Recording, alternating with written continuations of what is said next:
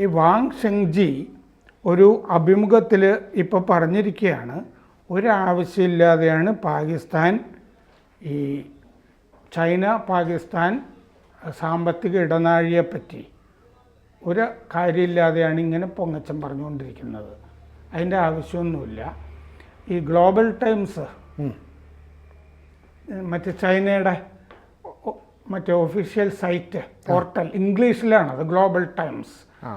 അതിൽ പറഞ്ഞിരിക്കുന്നത് ഈ ഞങ്ങളങ്ങോട്ട് കൊടുത്തിട്ടുള്ള ഒരു സംഭാവന, ഒരു ഡൊണേഷൻ, അതാണ് ഈ വിമാനത്താവളം എന്നാണ് അവർ പറഞ്ഞിരിക്കുന്നത്.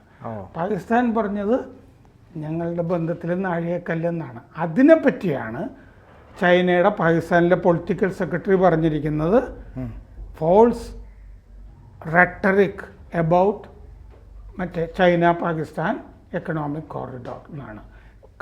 കപടമായ വാചാടോപം ഇതാണ് പാകിസ്ഥാൻ നടത്തുന്നത് ഞങ്ങളുമായിട്ടുള്ള ബന്ധത്തിനെയൊക്കെ പറ്റി.